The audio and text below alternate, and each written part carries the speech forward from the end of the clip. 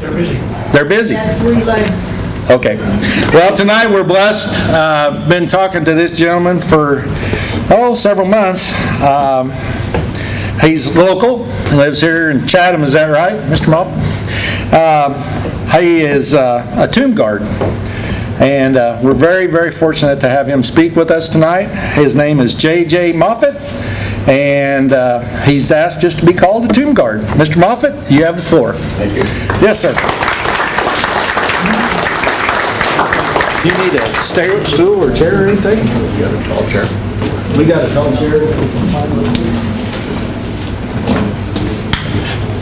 If not, I can probably make it for, it's only 12 minutes.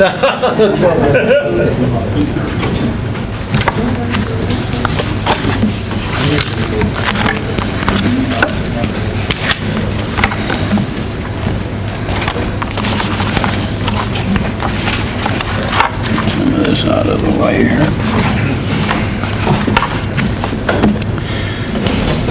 Good evening.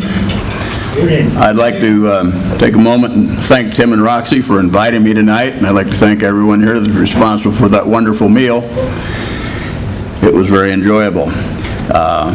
As he said, I'm J.J. Moffet, former tomb guard, commander of the relief at the Tomb of the Unknown Soldier in Arlington National Cemetery from 1967 to 1969. That was 53 years ago. I weighed 140 pounds. Had a 27-inch waist. You saw me walk in tonight. Okay. They asked me if I would share some information on the tomb and also some of my experience while I was serving. I wanted to tell you that I certainly appreciate your involvement in the military suicide awareness movement. So while serving at the tomb, I had the opportunity to become a great friend with a gentleman named Fred Morris Moore. He went by Mo, but everybody called him Morris or Mo. He was a Master Sergeant E8 who was the Sergeant of the Guard over all tomb guard operations when I got there. But 6 years before that, he was the first black tomb guard to walk the mat at the tomb. So that was in 1961. He served 3 tours of Vietnam, 2 prior to my meeting him, and 1 after I completed my time at the tomb. He served with the Long Range Reconnaissance Patrol as a sniper. I share this with you because upon his return from his 3rd tour, his health was poor, and as a result, he took his own life the following year.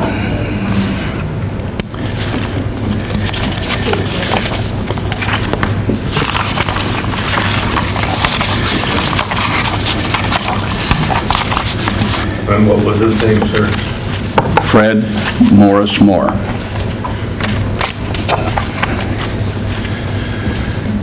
Okay, I'd also like to thank all of you who have served, anyone who's currently serving, and their families and friends that are gathered here. I want to thank you for your service and support. And to each of you, I say thank you over and over. And thank you to the leaders of the local veterans organization.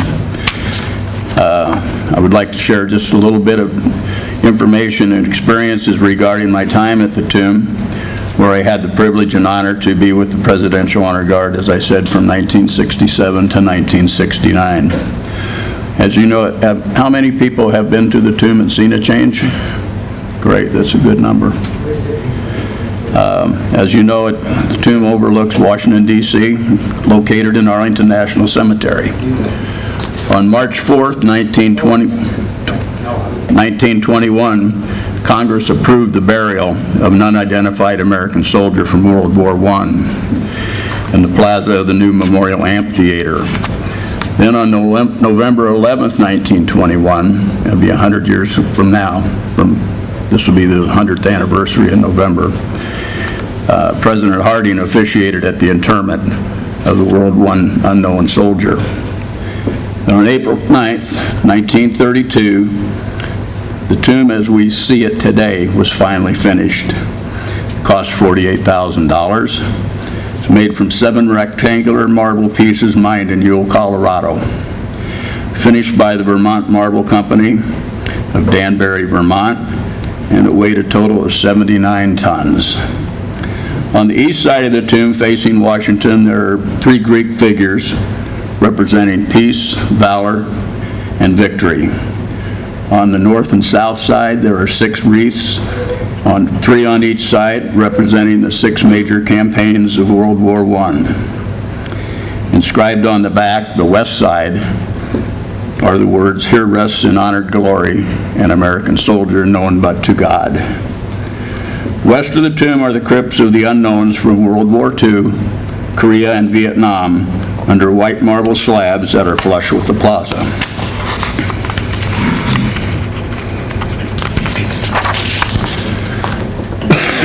On May 30th, 1958, World War II and Korean War unknowns were interred, and each was awarded the Medal of Honor by President Eisenhower. Then on May 28, 1984, President Ronald Reagan presided over the interment of an unknown soldier from the Vietnam conflict. On May 14, 1998, the crypt that contained the remains of the Vietnam unknown was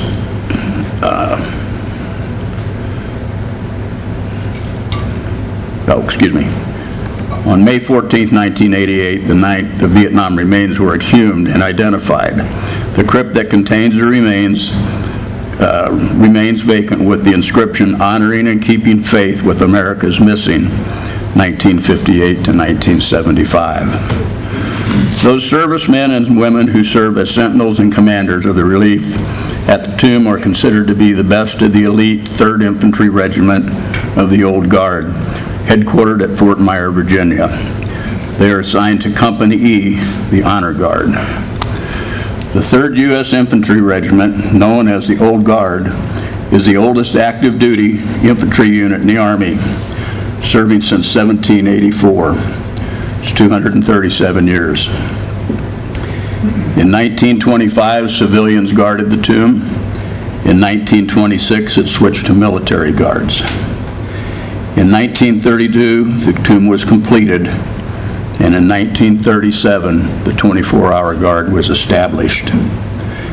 Since April 6, 1948, the 3rd Infantry of the Old Guard has done the 24-hour, 365-day tour in the vigil of guarding the tomb.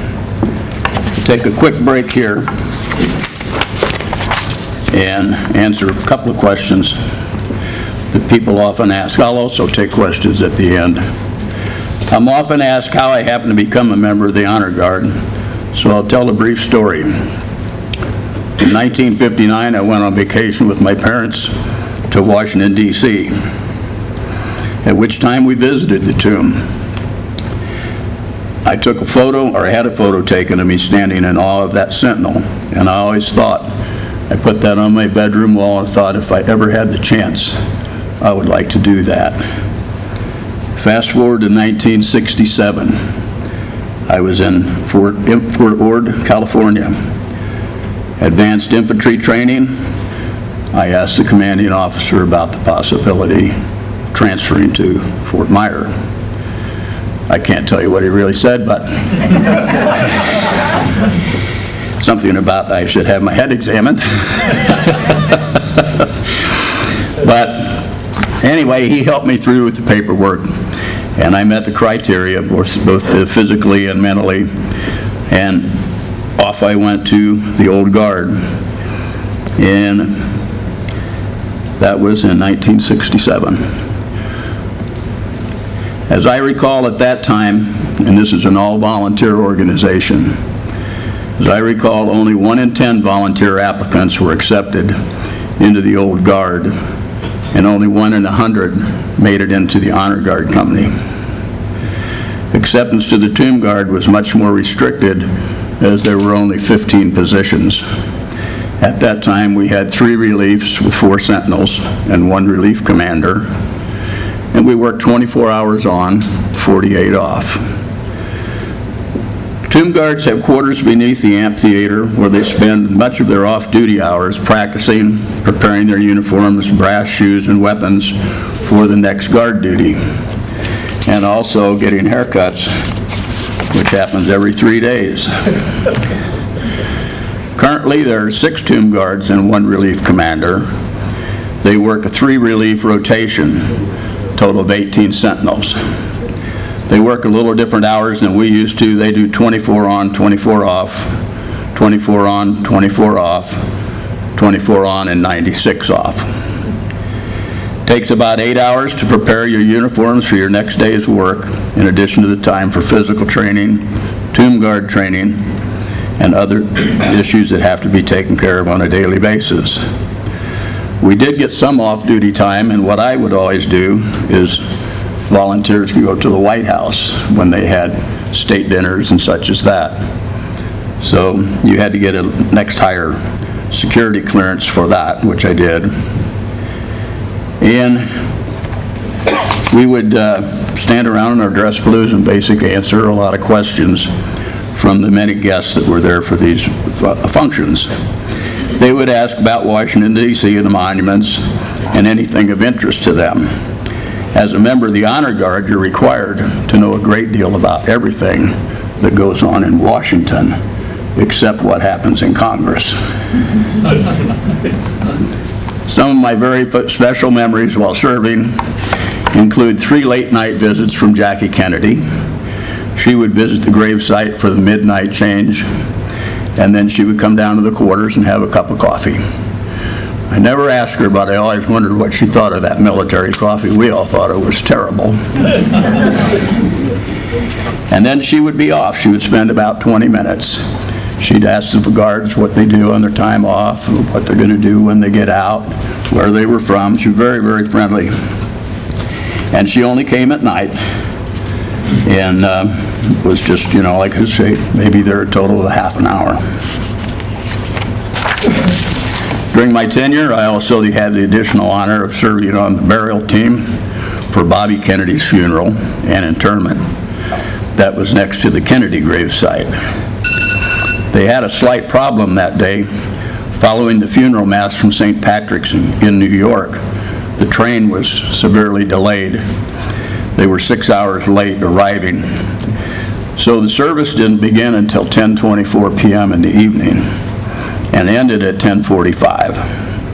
After family and friends departed Arlington National Cemetery, the body was lowered into the grave and burial took place at 11:34 p.m. The press was not allowed in the cemetery for the service. And between June 1968 and June of 1969, 7 million people visited both of those grave sites. In 2011, the officials at Arlington proclaimed that Robert Kennedy's funeral and burial was the only night service to take place. However, we in the cemetery knew that there was 2 other Kennedy infant children and Senator Ted Kennedy were also interred at night. I received a personal thank you note from Ethel Kennedy, as did the other members of the burial team. Well, we all got them together to see if they were all the same. Each one was handwritten, or was typed, but it was written differently. It was signed by Ethel Kennedy. Where the postage goes on the envelope was just her signature, and it was very nice. I have that with me tonight, too, if anybody wants to take a look at it afterwards. And I have 4 or 5 photos I brought along. Now back to some information on the tomb. Today, the guard has changed every hour on the hour from October till March. From April 1st to September 30th, the guard has changed every half hour. The 21-gun salute, the highest military honor that can be bestowed, is constantly observed at the tomb. There are 21 stanchions surrounding the plaza. The mat that the guard walks on is 63 feet long, and the sentinel walks it in 21 steps. After each movement, he pauses for 21 seconds. Continues this up and down the mat until his hour is up, or half hour, depending on the time of year. We've always said that the reason they changed that was the new guys weren't strong enough to do an hour constantly. But they're really good guys. I've met some of them. Tomb guards are temporarily awarded the Tomb Guard badge that they can wear while they're on duty. and after a minimum of 9 months without a mistake, one mistake, you don't get the badge. You receive a permanent award. The badge was established in February of 1958. It's made of sterling silver, approximately 2 inches in diameter. It consists of an inverted wreath, which is a sign of mourning, the east face of the tomb with the figures of peace, valor, and victory, and superimposed on the bottom of the tomb under the 3 figures are the words Honor Guard. In 1963, regulations were changed that allowed the badge to be worn as a permanent part of the military uniform after completion of duty. It was also permanently awarded to those who had previously earned it. The first recipient was William Daniel, a former prisoner of war who served as a sentinel and relief commander. He retired in 1965 after 22 years of service.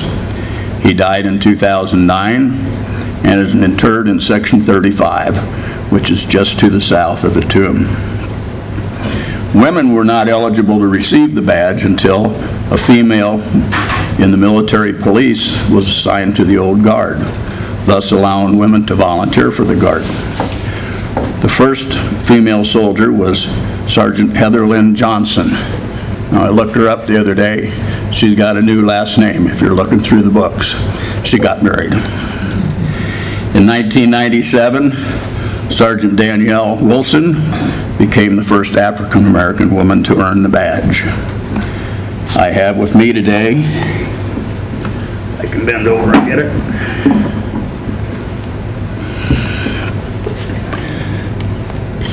My badge, which was number 071. And I'll leave that up here if anybody wants to look at it later. Let's see. Currently, I believe it's just over 680 badges that have been awarded. So, serving in the Presidential Honor Guard at the tomb was the greatest honor I've experienced in my life. I would like to thank you for coming today, for your continued support of the U.S. military, and for being good Americans who will stand strong in our war against all those who do not love America and for which it stands. With honor, J.J. Moffet. We'll take any questions you have. All right.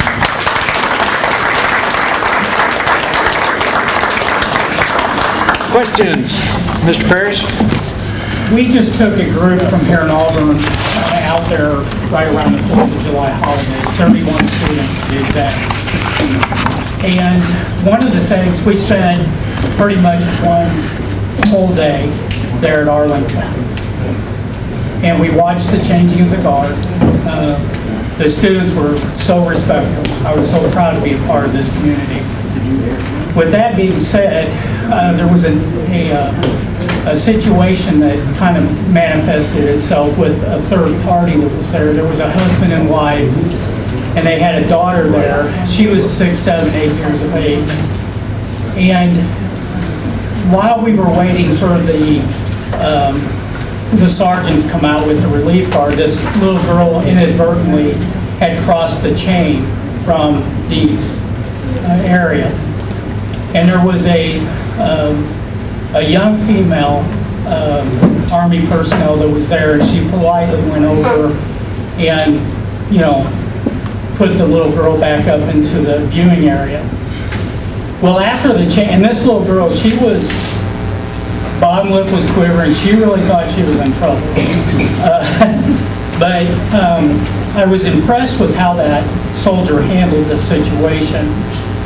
My question is this: after the changing of the guard, we watched the soldier come over and take the little girl by her hand, and they took her back to where the sentinel and the sergeant was coming from. And I remember the little girl's dad, she goes, "Well, can I come?" You know, he says, "Can I come?" And this young soldier says, "You're not invited." Which he kind of turned around. Is that common? I mean, is that... No. Okay. What's common is the guard comes to a halt comes down to Port Arms, and he's got one of 3 statements he can make, depending if it's a child, if it's an adult, or if it's just someone that's too loud in a crowd. And usually that brings dead silence on everything. But I have never heard of them escorting child back to the quarters, and not, if they did, that they should have allowed the parents. Well, we were impressed with how they handled that. And that's my point. Yeah. There's even, the adults, some of them veterans that were on this trip with us, but we thought that was handled very appropriately, and I didn't know if that was common. If it is, it's fairly new. Okay. Matt? Thank you for your You said service. dress blue. Pardon? You said dress blue, so obviously you're Marine. No, Army. Army. Army is the only ones that guard the tomb. There you go, that's part of my other. Now, every branch of service has its honor guard group, and they come in for joint services at the tomb. Okay. But no, we wore dress blues. Back then, we had 2 stripes. Now, I think we just have 1. They changed the hats a little bit. Did And, the 2 stripes or 1 stripe mean anything at the time? No one wore, a long time ago, no one wore any stripes except the sergeant of the guard. They thought it would be improper for the guard walking, not knowing the rank of the unknowns, to be someone that outranked them. Now, today, they do allow them to wear all of their ribbons and their whatever My patches. last question is, what are the 3 things that you're allowed to say? Thank you. Oh, it's requested that everyone remain silent during the changing of the guard. The main thing is when he stops walking and turns to the crowd, it usually gets everyone's attention. And they ask a child to please remain, the parents to please get their children to remain behind. But they won't let that child get up to touch the tomb. They would stand in their way. So, what's the 3rd? It's to an adult. About the same thing. It's been 53 years. Questions? Gene?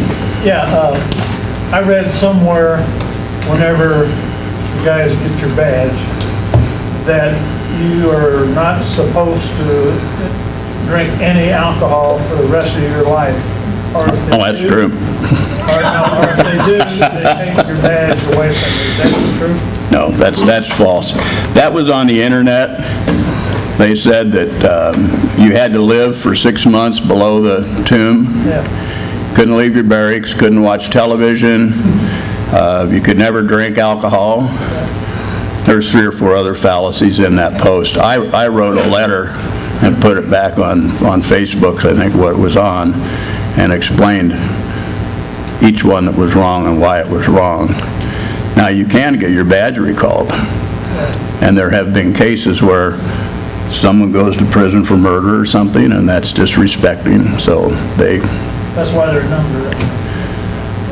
well, no, they're numbered because they started in 1958, but so that you know who did get one, because, and all of the ones there's some that were never claimed by the guards. And another thing is, you're only allowed to be a guard for 2 years, is that correct? Well, that's the normal. I was there 18 months. 18 months is average, but right now, I don't know how they're backed up with the people that are trained. When we got there, we were short, so we walked a 3-man sentinel, which meant we walked 1 on, 2 off all day, 2 on, 4 off at night for 6 months until they had other people trained. If they've got a lot of them, I guess they can move them on out after 24 months. That was never a rule, but most of the people at that time that were there were all 2 or 3 year terms in the service, so they were gone. Thank you. He just answered my question. Okay. Any other questions? Sandy? How much studying is involved? How much what? Studying. Yeah. The question is, how Studying? much studying is involved? A great deal. You have to read, well, there's 300 questions, and you have to know the answers to all 300. because they randomly select 100, and you can only miss 2. And there's been a lot of guys that just couldn't remember that many, and they get cut. That sounds like Miss Jones' class. She's an instructor here at Auburn. She's pretty harsh on them. Isn't the background flawless as well? Yes.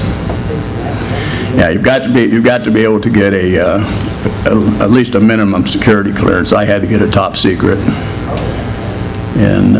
for the White House studio. No, I mean, before you even joined, didn't you? Like you couldn't get in any trouble throughout. No. You're younger before you served. Yeah, you had to have a clean record. Yeah.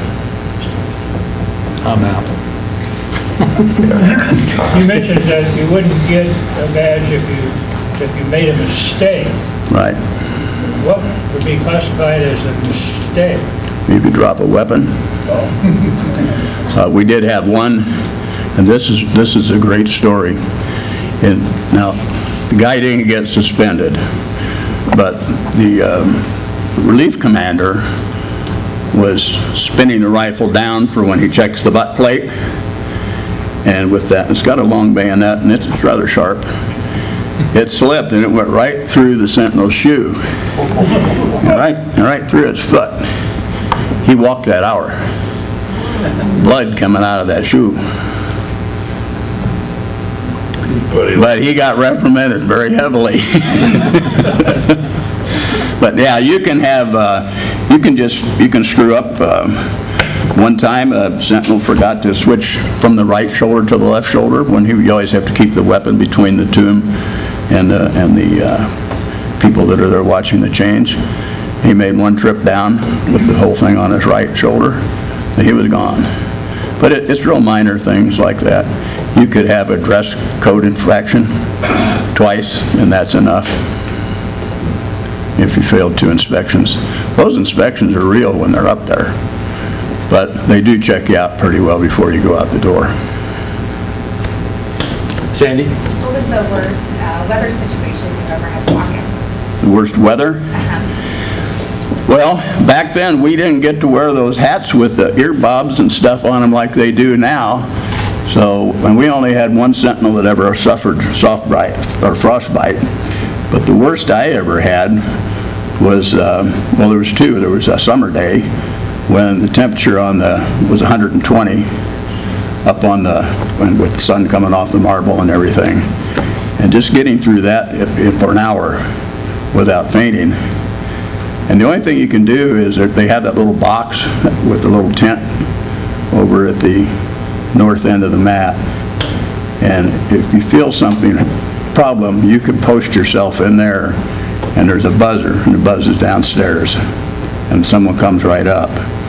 But that's the only time that you could do that. And the worst winter, I've got a couple pictures here, but the worst winter was like, it was just below with tremendous wind chill. And we did the full hour. We never got the half-hour breaks. So, and at night we did 2 hours. So it would have to be really, really cold. And sometimes you'd have to be posted off the mat while they clean the snow and put down the salt rock on the mat. And when it's really bad, they come out and they just they close the cemetery, and they just cut a snowblower path just everywhere someone's going to walk. And so you get on there, and you have steel plates on your heels underneath and on the toes, and you've got the big iron on the inside so you can clamp it. But you have to be so careful when you click your heels.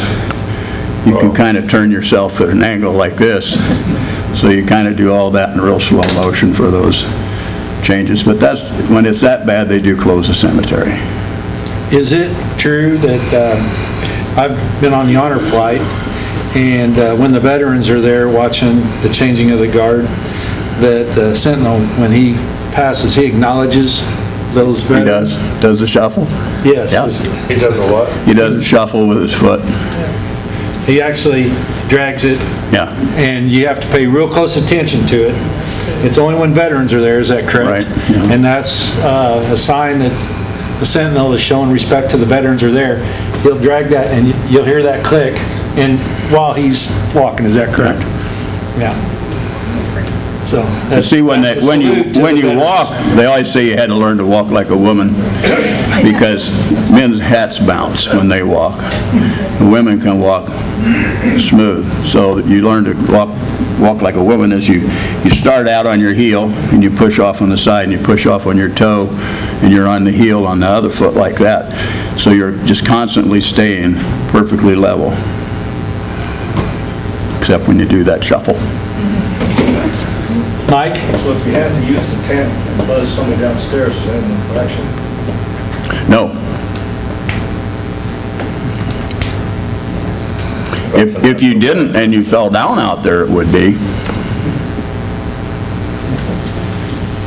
I had the worst experience I ever had, and I didn't share this with anyone for probably till I was out for 20 years, we had duty officers that always wanted to catch a tomb guard not doing something right. So they'd come at night, and they'd try to sneak up on you. It's a big cemetery. But they come in, the gate over at the chapel at Fort Myer, which is never oiled, so you can hear that gate squeak. And they open it, and they get their Jeep going, and then they shut it off, and they coast up. They're all in camo, and they got their face all blackened, and they crawl through the leaves like an elephant. And when you call them down, they crawl off. Well, this one, he started at the north end with me that night, and all he wanted to do was jump over the chains. Then he thought he'd have my job. Well, I did everything right in calling him down. Then he came around from the south end, and he laid there in the bushes. And I have to go make a pass. So he was waiting for me to get to the other end, and then he was going to come out of those bushes and jump over that chain. And I heard him starting to move. I ran from the north end of the mat to the south end of the mat, and as he came over the chains, the butt of that rifle got him right in the jaw and broke it. Knocked him out, and I thought I'd killed him. We did have 2 hearings over it, but he got demoted 2 levels, and nothing ever happened to me, so I did the right thing. So in case of something in that position, you can break Yeah. your... You don't want to make it happen. You don't want anybody to get over that chain. No weapon loaded? Pardon? No weapon loaded? No. They used to carry loaded ammunition, and what happened was one night many years ago, the south post of Fort Myer is down below. It's towards Washington. And they had a movie theater and a bunch of people in line, and somebody was coming up the steps and they wouldn't stop. And so he shot a warning shot and hit the fountain. And glanced off that fountain and killed a woman in line over in Fort Myer South. So they never had ammunition after that. The relief commander can carry a loaded magazine, but it weighs so much it's hard to keep your belt straight, so they don't. The only time I was ever armed up there was during the Martin Luther King riots in 1968. And I was just on the midnight change, and I was relief commander, and I was just coming off, and I heard a Jeep come roaring through the cemetery, and it just drove up the sidewalk, and it was the guy standing in the back with a .50 cal, and they parked right on the plaza. Well, they got out. I rang down, got everybody up there, and they issued everyone ammunition. They set another .50 cal up at the other end, and they'd had a threat that there was a group coming to destroy the tomb. And so then they surrounded the entire cemetery, shoulder to shoulder with military personnel. Nobody ever got in. But then the next morning, they collected everyone's ammunition. You had to count it down, sign it in, and that was the only time I ever remember that they issued it. There's a lot of unread from 58. Pardon? There's a lot of unrest in 68. Oh, yeah, yeah. Can you think of one of your more favorite stories? And then if you can't tell it in a group, I'll wait for you later. Most memorable or, funny, I don't know. Well, one of my most memorable stories at the White House was we were at a state dinner, and they usually don't serve alcohol at those, but some of these people always seem a little tipsy, and there's this secret door going down the hall to the state dining room, and if you know where to push, that opens into a really neat bar room. Deep what? Bar room. Okay. So when I was leaving that night, this lobbyist came up and he said, "JJ, you want to stop in and have a beer?" I said, "I can't, I'm in uniform." He said, I'll tell you what, how many's on your relief? And I said, "There's 5 of us. I'll send a limousine for you tomorrow. Having a big party at the house. We'd love to have you guys out." And they took us out to his house, and we met everybody that was anybody in Washington that night. It was just, there was like probably 400 people there. And that was pretty cool. Did you have to wear a mask when you were? No, Do you ever have a reunion with all the guards? we do every year. Do you? I have it in Washington, D.C., and this being the 100th anniversary of the tomb in November 11th, we moved it from September to November this year. And now there's rumors that it may be canceled again. It was canceled the last 2 years. We have 288 active in our organization, and I think we had 170 signed up for it. Very good.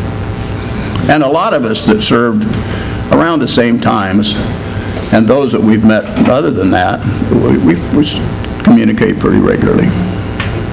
So while you're on duty, that's where you live? Everything happens right there? No, you have quarters over in Fort Myers. Oh, okay. That was one of the other fallacies, that you live down there all the time, but Okay. you have quarters there. Now, when we were there, our quarters were actually under the old amphitheater where you go around, and that's where the practice mat is down there where you can practice. That's where the secret pool table is. And then you just had, they were not very nice quarters. Now they're just so deluxe, it's unbelievable. But they're underneath the steps of the amphitheater now, so it's big. And Mike? And you went back since then, since the been renovated? oh yeah, I was with Xerox for 32 years, and our national training site was in Virginia. So anytime I got to Virginia, I always made one trip into the tomb to see everybody. Yeah, I've been back probably a dozen times. I'm sorry. You have a secret handshake too, like the Marines do? No. It's secret, Mike. They don't tell you. Any more questions? Anybody else have any other questions? Yeah, if you're randomly go up there and show that badge, are you welcome to do and go wherever you Well, please, or guided, or is it No, what assisted, they or you do- have special privileges now at this time? we have a special rear view mirror hanger that allows our vehicle and 4 passengers to drive right up to the tomb and park in the little parking lot behind it. That's nice, because otherwise, You're welcome. yeah.